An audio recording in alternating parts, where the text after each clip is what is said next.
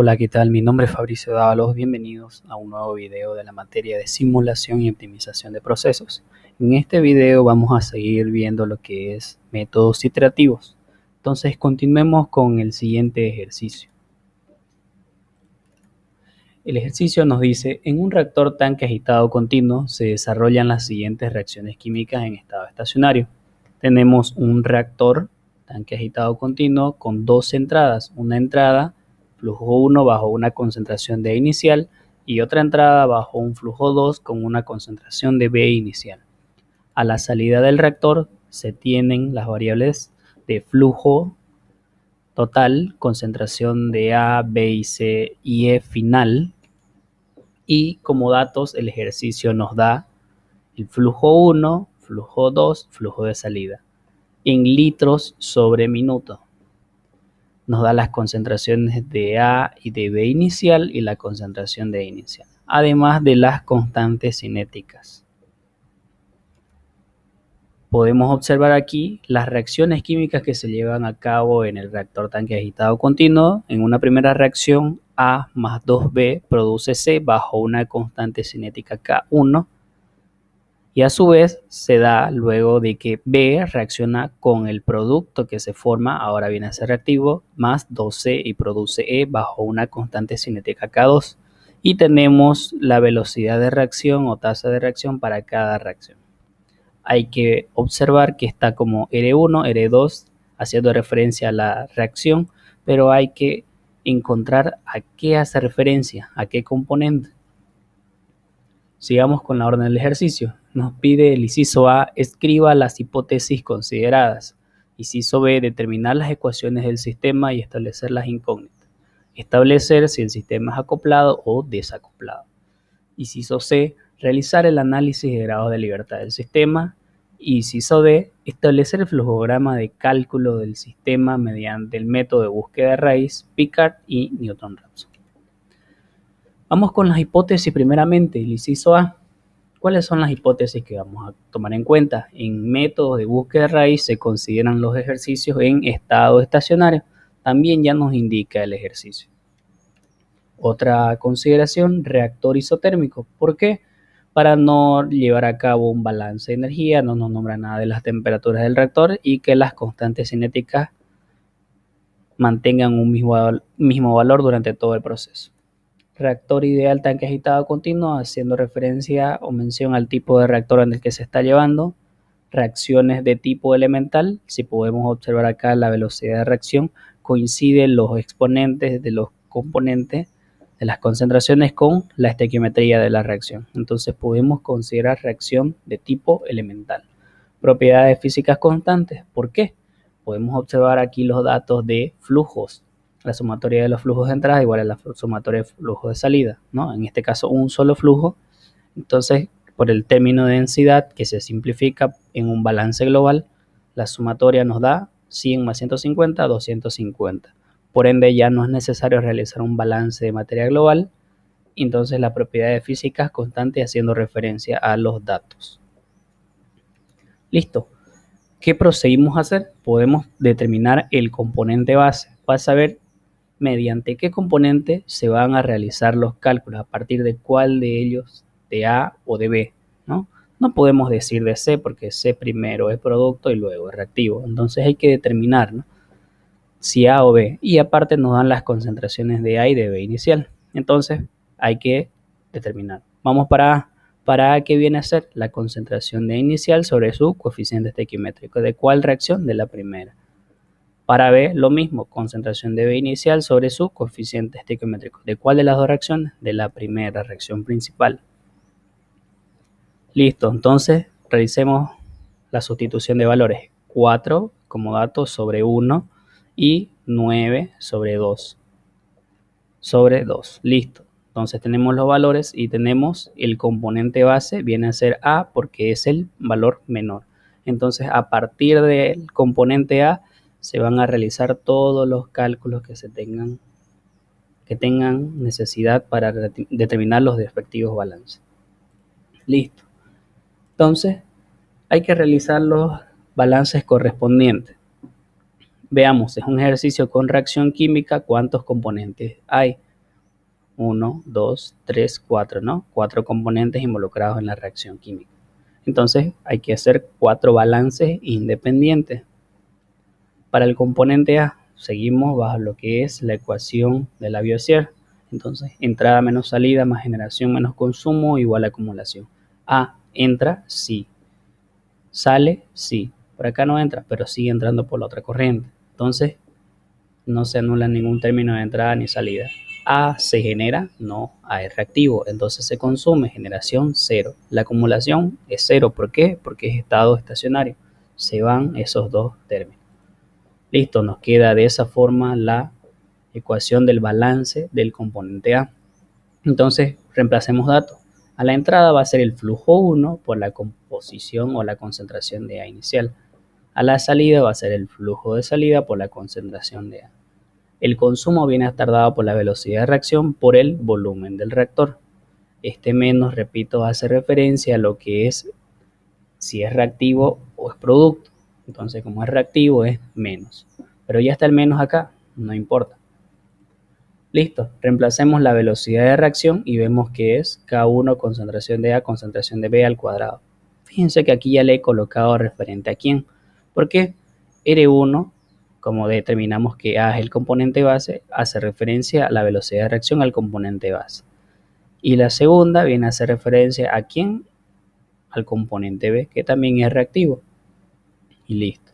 Entonces ya tenemos aquí el balance para el componente A, esa viene a ser nuestra ecuación número 1.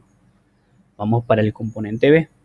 Seguimos con la misma ecuación de Lavoisier, conservación de la materia o la energía.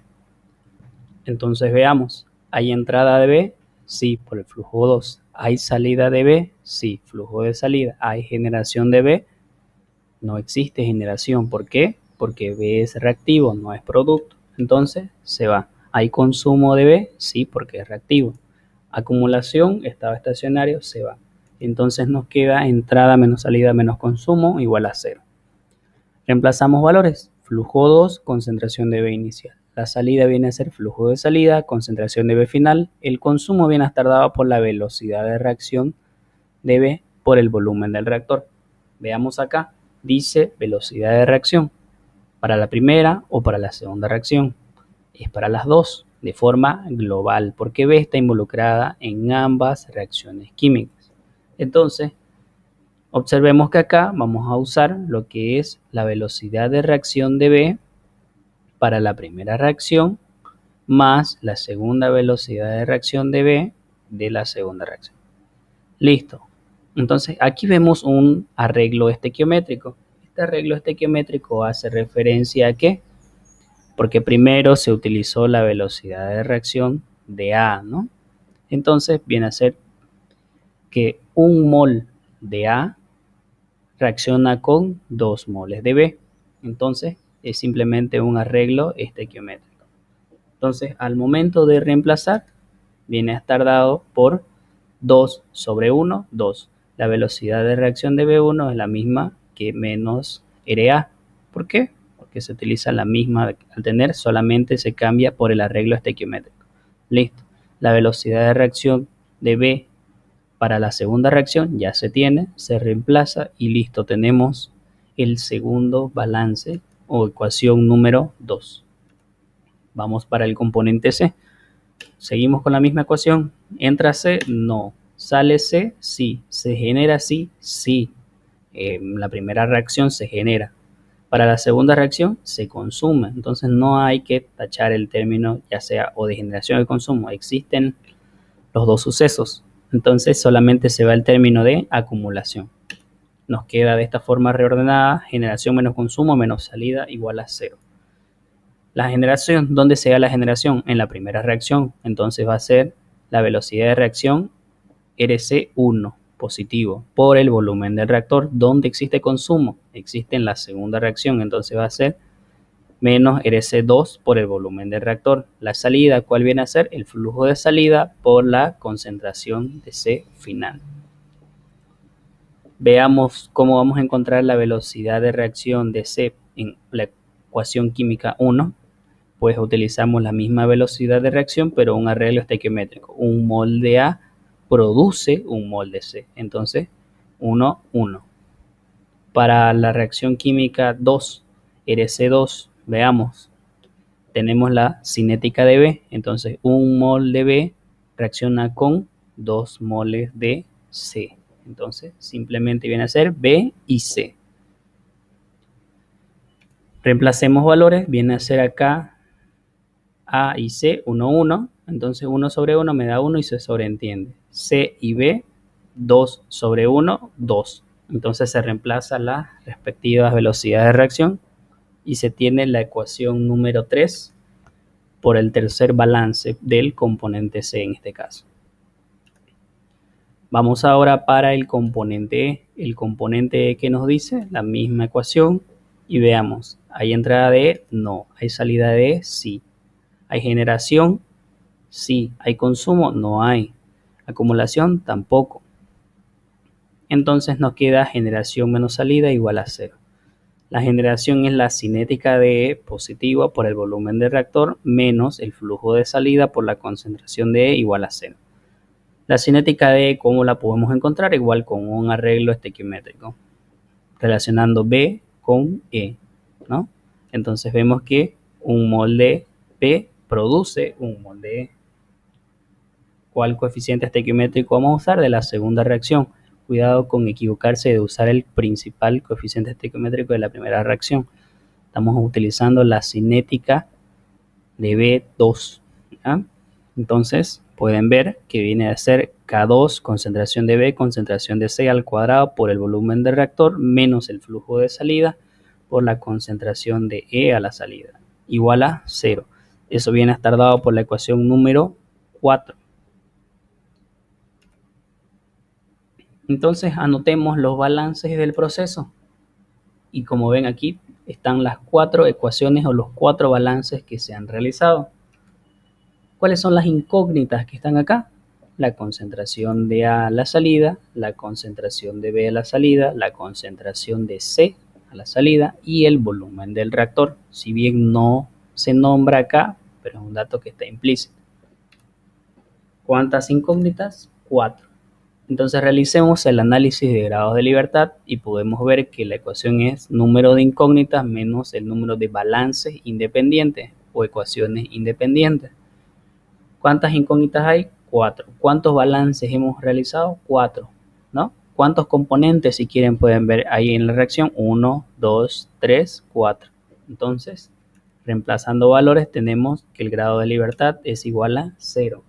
Y en los ejercicios de método de búsqueda de raíz, el análisis de grados de libertad debe ser 0. Solución única. Entonces, cumple lo que quiere la metodología de cálculo en este tipo de ejercicio. Entonces nos pide averiguar si el sistema es acoplado o desacoplado. Para ello hay que realizar la matriz de existencia. Entonces realicemos, tenemos 4 ecuaciones. Las incógnitas podemos acomodarlas en cualquier orden. Concentración de A, B, C y volumen del reactor. Entonces veamos la primera ecuación. ¿Dónde está la concentración de A? Aquí hay 1, colocamos un 1. La concentración de A se repite, pero igual nomás simplemente colocamos 1. Concentración de B, listo. Pero está al cuadrado, no se pone 2, no, 1. Concentración de C no hay, se deja en blanco. Volumen de reactor, se coloca 1. Lo mismo para la ecuación 2, la ecuación 3 y la ecuación 4. De este modo te pueda realizar la verificación para que no sea tan largo el video. Entonces, vemos que el ejercicio, la metodología de la selección de variables en una matriz de existencia nos decía que debemos seleccionar la columna donde solamente aparezca un solo 1. Y como vemos acá, lo mínimo que hay es en concentración de A y de C de 3 unos. Entonces no podemos seleccionar.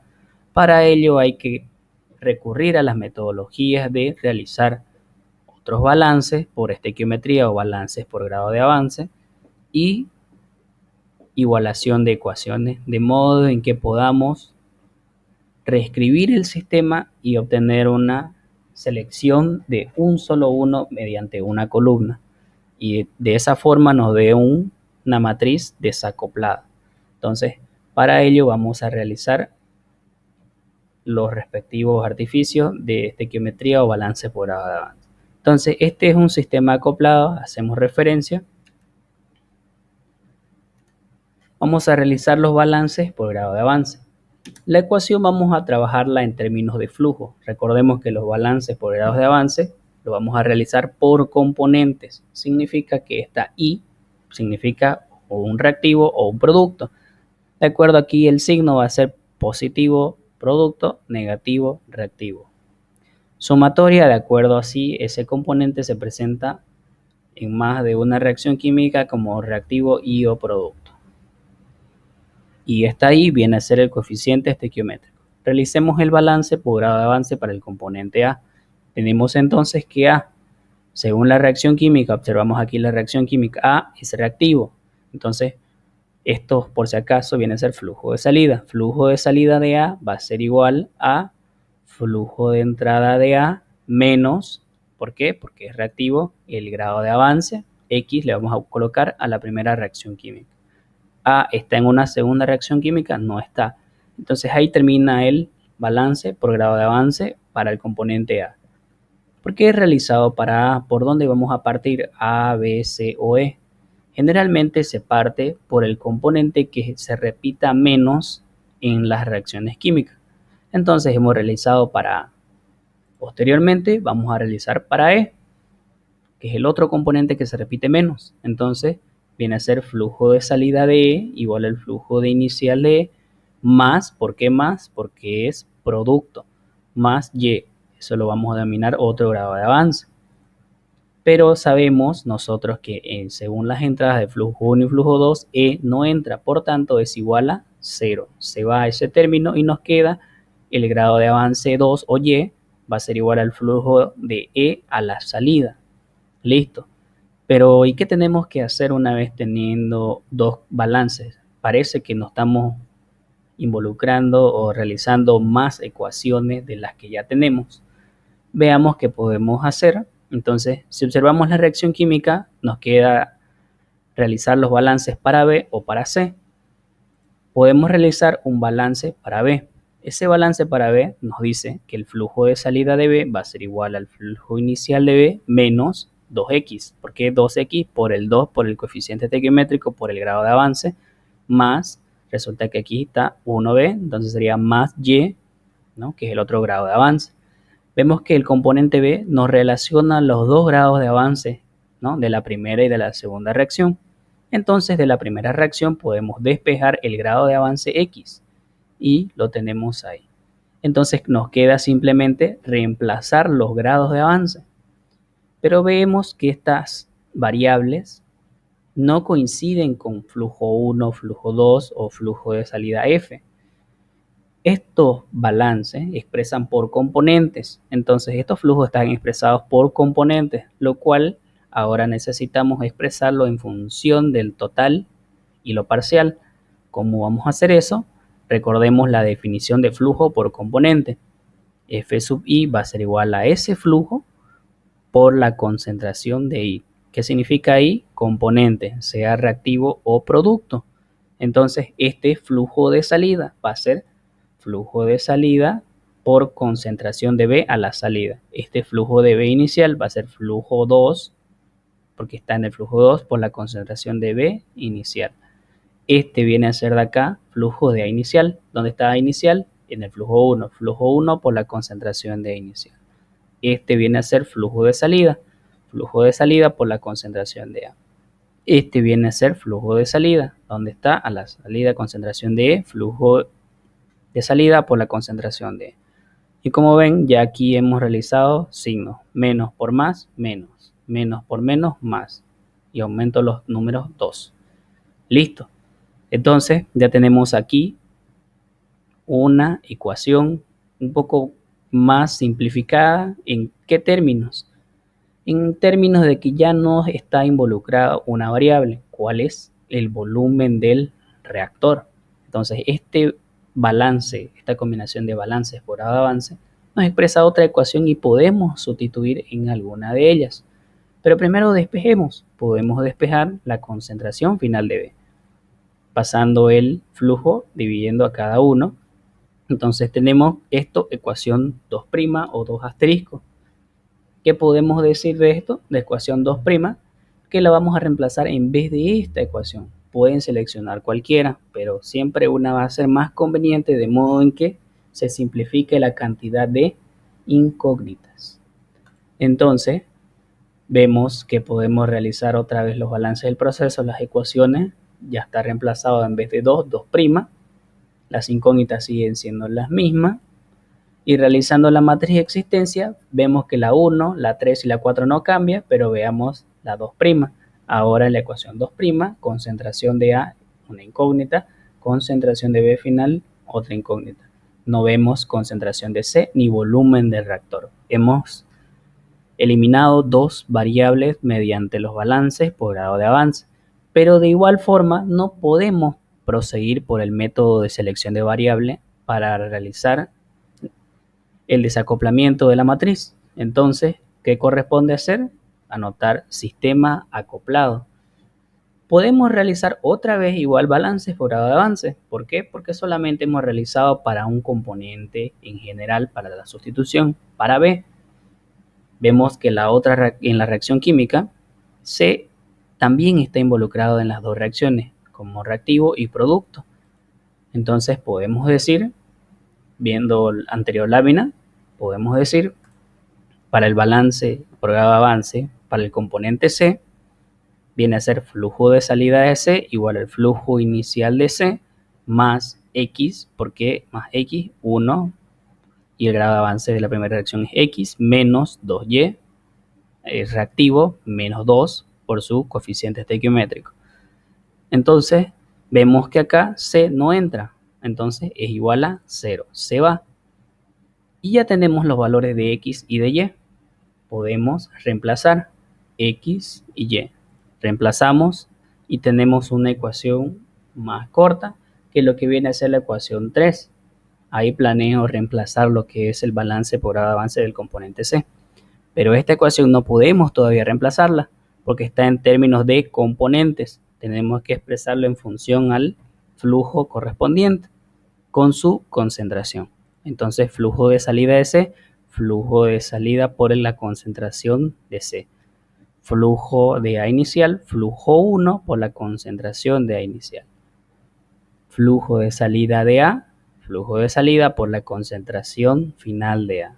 Flujo de salida de E, flujo de salida por la concentración final de E. Listo. Entonces, esta ecuación ya está expresada en función de las variables que se tienen en el balance del proceso. Podemos despejar también la concentración de C y nos da lo siguiente. Esa ecuación la vamos a denominar 3'. Esta ecuación 3' la vamos a reemplazar en vez de esta ecuación. ¿Por qué no en 4? Esta ecuación 4 es un poco más sencilla. En cambio, está aquí más compleja. Entonces vemos que nos queda así los balances del proceso. En vez de 3', en vez de 3, 3'. Listo. Las mismas incógnitas se mantienen y realizamos la matriz de existencia. Ahora 1 y 2' y 4' se mantenía, pero 3' es lo que vamos a cambiar. Entonces, veamos, concentración de C, coloco un 1, concentración de C. Concentración de A, coloco concentración de A. Las demás variables son datos. Y vemos que todavía sigue que no podemos aplicar el algoritmo de selección de variables para el desacoplamiento de las matrices. ¿Por qué? Porque tenemos aquí, si bien 2, 1, 2, 1, pero no podemos, porque tiene que tener un solo 1 esa columna respectiva de selección. Entonces, el sistema es acoplado. Hemos realizado, si bien solucionarlo de una forma más fácil, el ejercicio, pero de igual forma tenemos de que esto no tiene una solución por el método de matriz de existencia, por lo cual corresponde aplicar el método de búsqueda de raíz. Entonces los balances correspondientes son todos estos y el método de búsqueda de raíz, tanto para Picard y Newton-Raphson, vemos que sigue la siguiente secuencia. Ya lo hemos visto con anterioridad, entonces no lo voy a repetir para no hacerlo más largo el video, usted lo puede leer. Pero identifiquemos las incógnitas en cada ecuación: concentración de A, concentración de B y volumen del reactor. Tenemos aquí tres incógnitas. Vamos para la ecuación 2'. Concentración de B, concentración de A, concentración de E, no, es dato. Entonces tenemos simplemente dos incógnitas. ¿Qué pasa con las otras variables? Pero aquí se repite otra vez más. ¿No serán tres? No, si se repite no importa. Entonces lo demás, F1, concentración de inicial, concentración de final, B inicial, son datos, no se toma en cuenta, solamente incógnitas. Vamos por la ecuación 3'. Concentración de C, concentración de A y listo. Dos incógnitas. Para ecuación 4, concentración de B, concentración de C, volumen del reactor. Tres incógnitas. Entonces, según los pasos, dice que viene a ser identificar la ecuación del sistema que tenga la menor cantidad de incógnitas, es decir, 2. Podemos irnos por la ecuación 2' o por la ecuación 3'. Nos vamos a ir por la ecuación 2'. ¿Por qué? Vemos que ya está despejado lo que viene a ser concentración de B. Entonces, teniendo como variable de entrada concentración de A, directo puedo encontrar concentración de B final. ¿Podría haber hecho lo mismo para la 3'? Sí, también, no hay ningún problema. Entonces, corresponde ahora armar el flujograma o diagrama de flujo para el algoritmo del método de Picard. Entonces, comenzamos con un inicio. Luego, sigue la variable de entrada. En este caso va a ser la concentración de A final. Vamos a suponer un dato. Entonces, sigue lo que es ahora la secuencia de cálculo. Agarramos la ecuación 2'. Entonces, teniendo como dato la concentración de A final, podemos calcular la concentración de B final. Entonces, viene a ser de la ecuación 2', calcular concentración de B. Ya tenemos dos datos, concentración de A y de B final. ¿Qué corresponde? Podemos ir a la ecuación 3' y calcular concentración de C final. Y ya la tenemos despejada. Se coloca tal como está. Ya tenemos como dato concentración de A, B y C final. ¿Qué podemos calcular? Podemos calcular, según de la ecuación 4, el volumen del reactor. Entonces lo despejamos y tenemos que viene a ser el volumen del reactor, flujo de salida por la concentración de E final, todo eso dividido entre constante cinética 2, concentración de B final, concentración de C al cuadrado. Y ya tenemos estos dos datos según la secuencia de cálculo a partir de la variable de entrada. Y nos queda una ecuación. Esa ecuación que nos queda viene a ser para calcular la concentración de A nuevamente. Eso es conocido como variable calculada. Entonces vamos a corroborar este valor con la variable de entrada y comparar qué tanto difieren para ver si el valor que nos hemos tanteado como variable de entrada cumple con todas las ecuaciones. Entonces, una vez terminada la secuencia de cálculo, hay que comparar con cuánto es que difieren esos valores, la variable de entrada con la variable calculada. Entonces se realiza una diferencia. Viene a ser la diferencia entre la variable de entrada menos la última ecuación, que es la variable calculada. Siempre va a ser la misma variable. Entonces se le agrega un 1, tomen nota de ello. Y luego este error podemos tomar de que o puede ser positivo o puede ser negativo, para lo cual nosotros debemos colocarlo en valor absoluto. Entonces vamos a asignar otra variable dd igual y colocamos esos dos símbolos de raya que significan valor absoluto de la anterior variable de la diferencia. Entonces, esto lo tenemos que comparar según el flujograma. Nos indica aquí que el error absoluto, mientras el error absoluto sea mayor o igual a 0,01, ¿qué va a pasar? Es decir, que no cumple. Entonces, hay camino en que no cumple y que sí cumple. Si este error es mayor a la tolerancia es el error permisivo, ¿qué va a pasar? Esta secuencia se tiene que repetir. ¿Cómo? Entonces, ¿qué quiere decir? Que vamos a tomar en cuenta la variable calculada. ¿A qué va a ser igual? Va a ser esa variable de entrada menos la diferencia. Y ese valor de la variable calculada va a asumir nuevamente como dato de variable de entrada. Entonces, repito el ciclo iterativo. Pero ¿y qué pasa si lo que viene a ser de que el error absoluto es menor que la tolerancia? Significa que no hay mucho error, es decir, que hay un error permisivo que se cumple. Entonces, si no es mayor que la tolerancia, por tanto, acaba el ciclo iterativo. Simplemente eso es el flujograma para el método de Picard.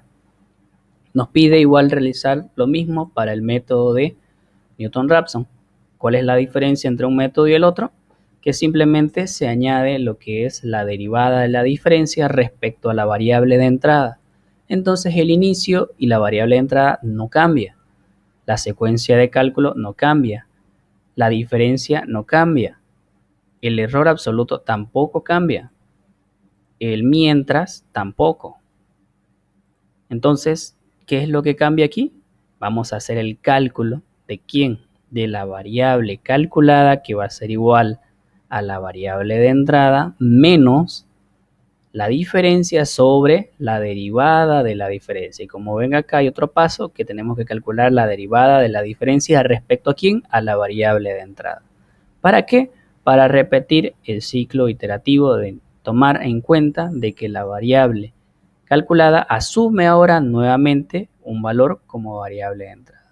Para repetir el ciclo iterativo siempre y cuando se siga cumpliendo esta condición. Una vez que ya no se cumpla esta condición, acaba el proceso.